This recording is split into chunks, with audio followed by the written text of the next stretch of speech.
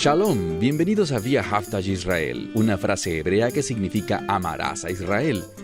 Esperamos que se queden con nosotros durante los próximos 30 minutos, ya que nuestro maestro, el Dr. Baruch, nos compartirá una enseñanza expositiva de la Biblia. El Dr. Baruch es profesor titular del Instituto Zera Abraham, con sede en Israel. Aunque todos los cursos del instituto se imparten en hebreo, el Dr. Baruch se complace en compartir este video semanal en inglés con doblaje al español. Para más información, por favor, visítenos en amarasaisrael.org. Aquí está Baruch y la lección de hoy.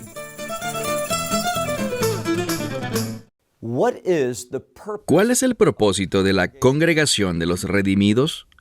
La Congregación de los Redimidos está compuesta por creyentes, seguidores, discípulos del Mesías Yeshua, es decir, de Jesucristo. Y empleo este término, aunque existe otro que quizás resulte un poco más familiar para ti, y es simplemente la iglesia. Quiero hablar por unos minutos sobre este término, la iglesia. Sabemos que en griego es la palabra eklesia, y significa ser llamado afuera.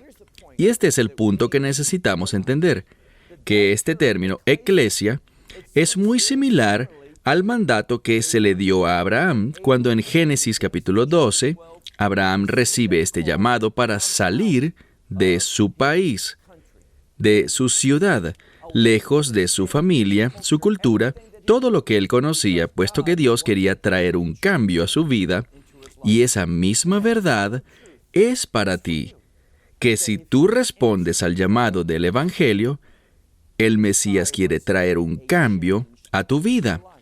Y eso causará que te muevas de tu zona de confort. Él te dirigirá rumbo hacia una nueva vida.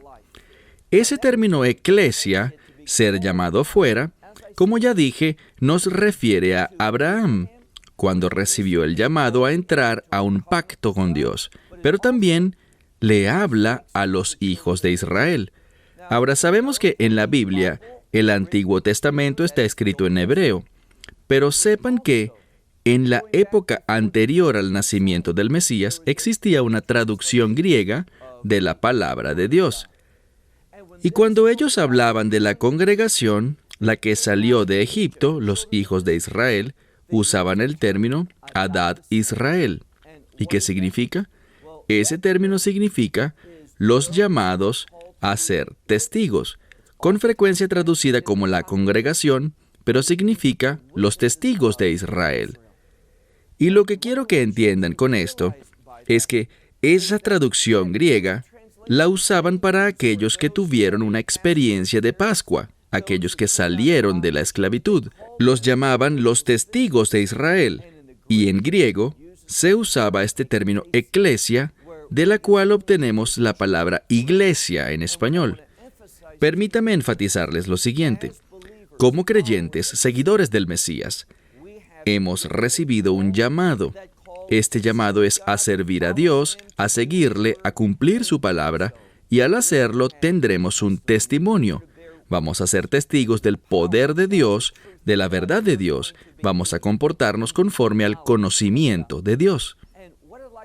Lo que me gustaría hacer en este estudio es mirar un pasaje de la Escritura que nos enseña, nos brinda detalles sobre de qué manera los creyentes, la congregación de los redimidos, la iglesia, debe comportarse. Estamos en el medio de nuestro estudio de la epístola de Pablo a los Colosenses y concluimos la semana pasada con el capítulo 2. Entonces, hoy para este estudio, vamos a dar inicio con el capítulo 3. Dicho esto, tomen sus Biblias y ábranlas en la epístola a los Colosenses, capítulo 3. Vamos a ver la instrucción de Pablo a esta iglesia, pero atención, lo que escribe acá es una verdad que aplica a todos los creyentes, para que caminemos, nos comportemos y tengamos un estilo de vida, un testimonio que agrade a Dios y reconozca su poder y autoridad en nuestras vidas, manifestando la unción del Espíritu Santo y la gloria de Dios. Así que empecemos. Colosenses capítulo 3, versículo 1. Leemos aquí. Por tanto, y la mayoría de las Biblias inician con un sí. Ahora, a mí no me gusta ese sí condicional. Esta palabra en griego se traduce mejor con el término ya que. Entonces, por tanto, ya que habéis sido resucitados, y aquí está la clave, queda bien claro que Él está hablando a creyentes, y solo a creyentes. No hay cuestionamiento sobre si hemos sido resucitados, sino que dice aquí, por tanto, ya que habéis sido resucitados con el Mesías. Y otro detalle, esta frase, habiendo sido resucitados, está en modo pasivo, es decir, nosotros no podríamos hacerlo por nuestra propia cuenta. Algo se nos hizo a nosotros y sabemos qué fue. Fue el toque redentor de Dios en nuestras vidas, su salvación, su liberación por la sangre de su Hijo. Eso es lo que nos da vida, una vida nueva, y no solo eso, sino una vida muy especial. Una vida que lleva a cabo los propósitos del Mesías, según lo cual se nos invita y se nos ordena a hacer su obra. Entonces dice aquí, por tanto, ya que habéis sido resucitados con el Mesías, las cosas de arriba vosotros buscad. De esta manera se expresan los mandamientos. Dios no está sugiriendo, no está simplemente requiriendo que hagamos algo, sino que nos lo está ordenando a buscar las cosas de arriba. Ahora, ¿de qué creen que habla cuando dice las cosas de arriba? La respuesta es las cosas del reino. Mientras más estudio la palabra de Dios, más me convenzo y más evidencia encuentro de que el mensaje primordial de este libro es el mensaje del reino. Del mismo modo que Dios sacó a los hijos de Israel de Egipto, diciéndoles, a esto no es a lo que los he llamado, esta no es mi voluntad para sus vidas. De la misma manera como habla en Apocalipsis y dice, pueblo mío, salgan de Babilonia, lo que también representa una imagen del exilio, de las consecuencias del pecado. Dios no quiere que vivamos bajo las consecuencias del pecado. Él quiere que vivamos una nueva vida, una vida que refleje la verdad, el carácter, el poder y la gloria del reino de Dios. Y por lo tanto, Él nos exhorta en la Escritura. Él dice, las cosas de arriba vosotros buscad, donde el Mesías está. Y este es un hecho sencillo. Cuando nosotros seguimos al Mesías, cuando nuestra pasión, nuestro deseo es estar con Él, tener intimidad, tener compañerismo, ¿qué significa esto? Significa que en la medida que te sometes a su voluntad, experimentarás su presencia en tu vida. Pero lo contrario a esa declaración también es verdad. Es decir, si no buscamos sus propósitos, si no andamos en sus caminos, si no seguimos su verdad, ¿qué pasará? No experimentaremos su presencia. Ahora, no es que esté amenazada tu salvación, no significa que nuestros pecados no hayan sido perdonados. Lo que significa es que no tendremos intimidad, no vamos a disfrutar su presencia. Me dirás, ¿y cómo sé que tengo su presencia en mi vida? Muy simple. Pablo habla en otra parte sobre la paz que sobrepasa todo entendimiento. Como vimos hace algunas semanas cuando veíamos la epístola a los Filipenses, donde dice, tengo poder y fuerza, y esto me hace estar satisfecho en cada situación. Es una relación experiencial con Dios, que nos da paz, gozo, felicidad, y la seguridad de que el poder de Dios nos está guiando a producir cambios y a realizar su obra. Y cuando hacemos esto, tenemos una sensación de plenitud interior, ese gozo del que habla la Escritura. Miremos de nuevo el verso 1.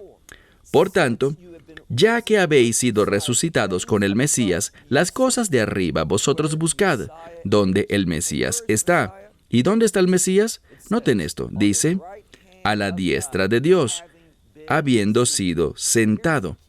Aquí está la clave. Noten cómo esta última parte del verso se revela a nosotros. El lenguaje, la gramática, son de suprema importancia.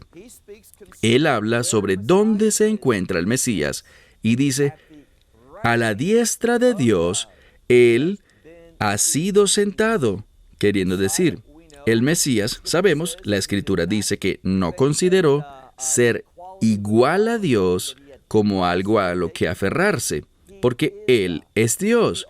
Siempre lo fue, lo es y siempre lo será. El divino Hijo de Dios. Él es Dios. Pero a pesar de eso, Él se humilló a sí mismo, se vació, tomó forma de siervo, se vistió, literalmente, con carne humana. Y este es el mensaje. Él hizo esto, Él se humilló a sí mismo para volverse ejemplo perfecto para ti y para mí. Es decir, no hizo nada por su propia iniciativa. Él no llegó a hacer su voluntad, sino la de aquel que lo envió. Y ese término que aparece con tanta frecuencia en la Escritura, especialmente en el Evangelio de Juan, aquel que lo envió, Dios el Padre, demuestra su sumisión como ejemplo para nosotros. Demuestra cómo la humanidad debe comportarse en obediencia y sumisión a la palabra de Dios, la voluntad de Dios, la verdad de Dios. Cuando leemos esto, no dice que Él se sentó a la diestra de Dios, sino que Él fue sentado. Y esto que busca mostrarnos, que el Mesías vino, vivió obedientemente y cumplió perfectamente los propósitos de Dios, humillándose a sí mismo, yendo a la cruz, muriendo sobre esa cruz, todas las cosas que Él hizo durante su ministerio. Y fue debido a su fidelidad, su obediencia, su sumisión, que Dios lo sentó. Aquí está la clave. ¿Tenía derecho a ocupar ese lugar por ser quien es? ¿El Hijo de Dios? Claro que lo tenía. Pero el punto es que Él no arrebató ese lugar, Él no lo tomó, sino que en cambio, su Padre Celestial, quien aprobó todo lo que Él hizo, ¿cómo lo sabemos? Él lo levantó de entre los muertos. Y Dios el Padre, levantando al Hijo de entre los muertos, es el sello de aprobación de Dios sobre la persona y la obra del Mesías. Aquí encontramos que Pablo dice que Él fue sentado. Él no tomó esa silla, no se sentó por sí mismo, sino que fue llevado a ese lugar, como confirmación para el lector de una verdad bíblica importante. ¿Cuál será? Muy simple. Cuando nosotros obedecemos a Dios, eso nos lleva a una intimidad con Él. Noten con cuidado lo siguiente. A la diestra de Dios. Ese es un lugar de preferencia. Es un lugar donde Dios responderá favorablemente. Entonces, Él está allí y sabemos lo que está haciendo. Él, el Mesías Yeshua, está intercediendo por ti y por mí, para que cuando vengamos ante Dios en oración, y lo hagamos en el nombre del Mesías Yeshua, esas oraciones son escuchadas por el Hijo y Él las trae desde esta posición de preferencia, las trae a su Padre Celestial, y si las oraciones están de acuerdo con sus propósitos, Él se moverá favorablemente en nuestras vidas para que sean contestadas. El Mesías está a la diestra, ha sido sentado a la diestra de Dios. Mira ahora el verso 2. Por tanto, basado en esto, Él está en el cielo, por tanto nosotros, y aquí está la clave, nosotros deberíamos tener una mentalidad celestial. Por tanto dice, en las cosas de arriba, cosas del reino, cosas celestiales. En las cosas de arriba, y luego dice, vosotros pensad. Piensen en estas cosas, mediten en ellas. Permítanle ser el foco de sus vidas, verdades de reino. Y las verdades de reino siempre están conectadas con los propósitos de Dios. Y me dirás, ¿cómo sé dónde encontrar los propósitos de Dios? ¿Cómo puedo reconocer cuáles son? Muy sencillo. Tú reconocerás los propósitos de Dios, presta mucha atención, lo harás por medio de los mandamientos que se encuentran en la palabra de Dios.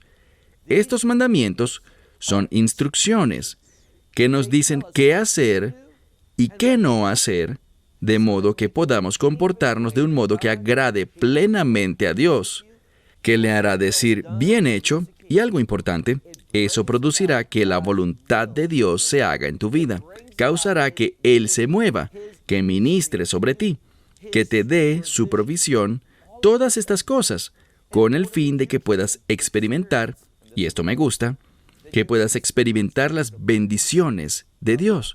Date cuenta, Cuando miramos hacia atrás, en los capítulos iniciales de la Biblia, vemos que Dios es un Dios de bendición, que quiere bendecir a la gente. Eso es anunciado, es proclamado abiertamente en el pacto abrahámico. Entonces, como la gente perdió la fe y ya no se movían en obediencia a esa verdad de pacto, esas promesas detalladas en el pacto de Dios, en su pacto con Abraham, por esta razón, Pablo nos dice que Dios nos dio la ley a través de Moisés para llevarnos de vuelta a la fe, para demostrarnos nuestras fallas, nuestras insuficiencias y que entendamos que nosotros, por nosotros mismos, no podemos agradar a Dios. Necesitamos redención y ese pacto de reino, déjame ponerlo de este modo, este pacto abrahámico es un pacto de reino que uno inicia en la vida al que uno entra por la fe. Eso es lo que la Biblia nos dice en Génesis 15:6. Y eso produjo un gran cambio en la vida de Abraham, que es lo mismo que Dios quiere hacer contigo y conmigo: producir cambios. Leamos de nuevo el verso 2. Dice, en las cosas de arriba, vosotros pensad, no en las cosas de la tierra.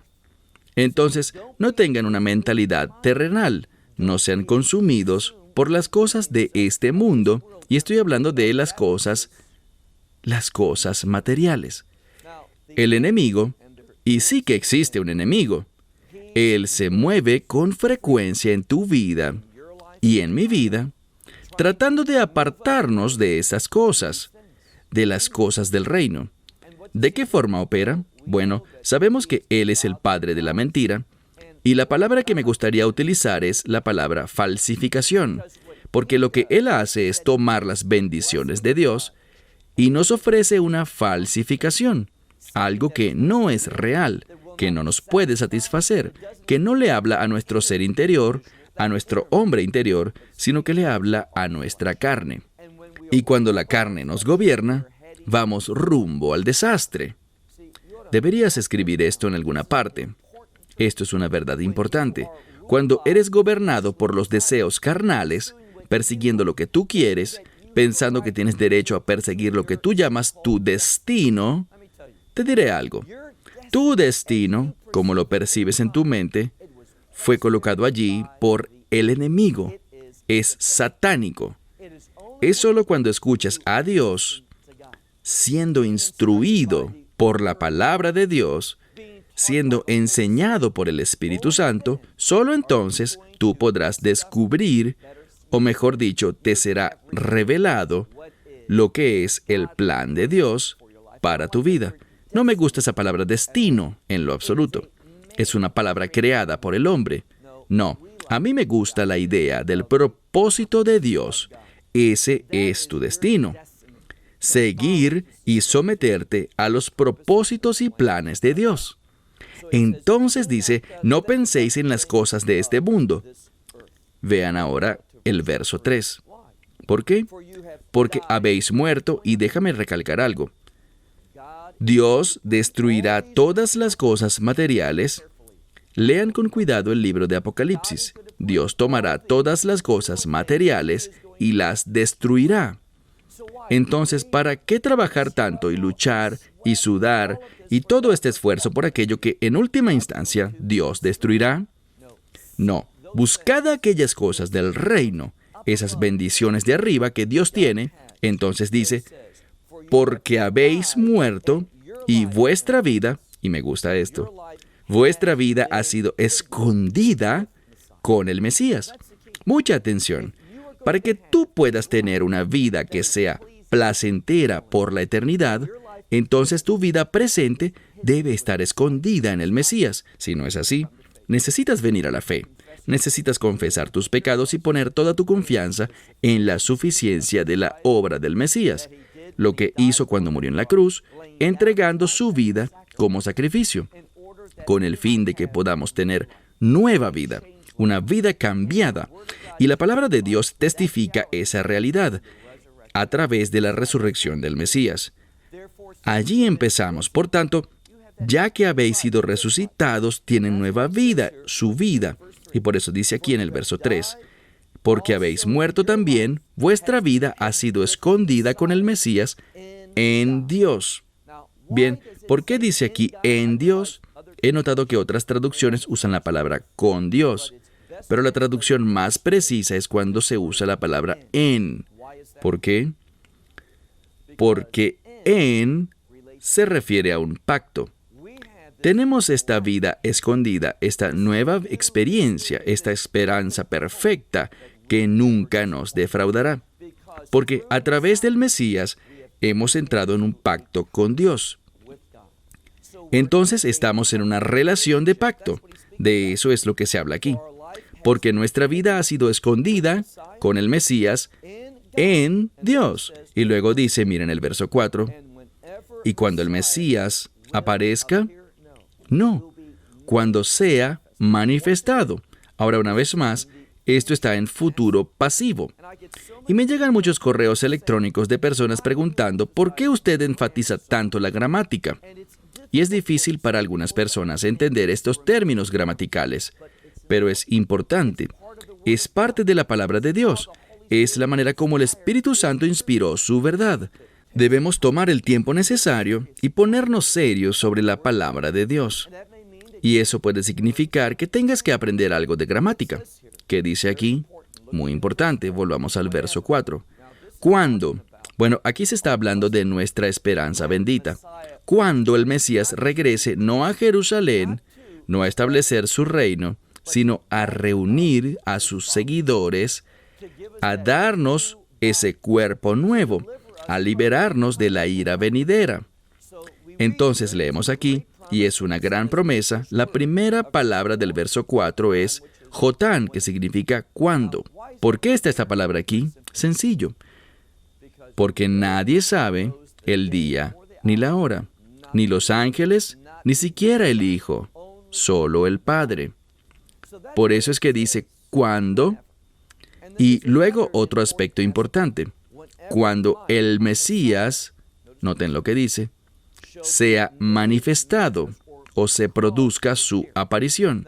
Si tu Biblia no destaca esto, no es la traducción más precisa, porque esto está en pasivo, y lo que comunica es que el Mesías está esperando, recuerden lo que dije antes, Él no hace nada por su propia iniciativa, sino que aquello que Él escucha, aquello que su Padre Celestial ordena, lo que es su voluntad, eso es lo que el Mesías hace. Entonces, del mismo modo, Él está a la diestra del Padre Celestial, a la diestra del trono de Dios. ¿Y qué está haciendo? Bueno, Él está intercediendo. Él está aún ministrando a nosotros por su Espíritu, el Espíritu Santo. Pero está esperando hasta que su Padre dé la orden para volver y reunirnos. Eso es lo que dice, que Él será manifestado o que se producirá su aparición. Demuestra su sumisión. Entonces, cuando el Mesías aparezca, cuando se cause su aparición, quien es vuestra vida, entonces también vosotros con Él. Y cuando miramos las preposiciones, una y otra vez, es para enfatizarnos a nosotros con Él, a nosotros en una relación de pacto con Él. Entonces, estas cosas que con frecuencia las traducciones ignoran, son fundamentales. Dice, cuando el Mesías sea manifestado, quien es vuestra vida, o literalmente nuestra vida, entonces vosotros también con Él, vosotros seréis manifestados. ¿Cómo? ¿No te parece encantador? Seréis manifestados en gloria. ¿Qué promesa tan maravillosa es esta? Apuesto a que la mayoría de la gente, si son confrontados con esto, que estarán en la gloria de Dios, ¿deseas esto? Pero si estamos caminando por la calle y le preguntamos a la gente, no importa qué país, qué idioma, lo que sea, ¿estás interesado en ser parte de la gloria de Dios? Tristemente, mi estimación es que la mayoría no hará el menor cambio en sus vidas para buscar esa experiencia. ¡Qué tontos son! Porque estar en la gloria de Dios... Me explico. Existen personas hoy, hay una epidemia creciente. Si tú vives en Estados Unidos, Existe esta crisis de los opioides. ¿Y por qué tanta gente anda consumiendo drogas prescritas? En su mayoría analgésicos. ¿Por qué será? Porque sufren dolor en su interior. Y estas drogas, no importa de qué tipo sean, bien sean opioides o de algún otro tipo, quizás sea alcohol, o quizás sea cierto estilo de vida que están persiguiendo, ¿saben qué busca todo esto? Busca aliviar este dolor que sienten por dentro, pero están buscando alivio por todos los medios equivocados. Y hacen esto de un modo que es tan destructivo. Vemos a personas morir debido a estas adicciones. Vemos a personas arruinar sus vidas por estas cosas. ¿Cuál es la solución? Es muy simple. Estar en una relación de pacto con Dios por medio del Mesías. Y la máxima experiencia, ese sentimiento que tú, y si estás en el reino lo sabrás por siempre y siempre, será tu estado eterno. ¿Y cuál es ese? Justo lo que dice aquí. Esta es nuestra esperanza bendita. Esto es lo que nos motiva a ser fieles, a escuchar a Dios y obedecer. Porque dice aquí, cuando el Mesías sea manifestado, quien es nuestra vida, ¿escuchaste eso? Él es nuestra vida. Dice, entonces también vosotros, con Él, seréis manifestados. Esta es nuestra condición eterna. Seréis manifestados en gloria. Y permítanme proclamar esto abiertamente. No hay nada mejor que esto. Si tu eternidad no incluye estar en la gloria de Dios, tú vas a ser la persona más miserable por siempre y siempre, por toda la eternidad. Este es un gran mensaje de aliento y lo dice con el fin de motivarnos a nosotros, por la verdad, a vivir una vida diferente. Es decir, a no vivir basados en las cosas de este mundo, a no perseguir las cosas materiales. Escucha, ¿necesitamos cosas materiales? Por supuesto, pero con moderación y balance, como Dios va proveyendo, y Él puede proveer abundantemente todo lo material. Pero aquí está el detalle. Somos llamados a ser buenos administradores de esto y nunca permitir que las cosas materiales nos posean. Nunca debemos tomar decisiones basadas en lo material, sino antes bien en lo espiritual. Nosotros, como el Mesías, del mismo modo en que Él se somete, Él espera por la orden de su Padre Celestial para este momento glorioso, así también nosotros debemos someternos. Cerramos con esto. Esperamos que te hayas beneficiado del mensaje de hoy y lo compartas con otros. Por favor, haz planes para unirte a nosotros cada semana en este momento y en este canal para otra transmisión de amarasaisrael.org. Nuevamente, para obtener más información sobre nosotros, visita nuestra web amarasaisrael.org, donde encontrarás muchas otras conferencias de Baruch en formato de video. Hasta la próxima semana. Que el Señor te bendiga en Yeshua HaMashiach, Jesús el Mesías, mientras caminas con Él. Shalom desde Israel.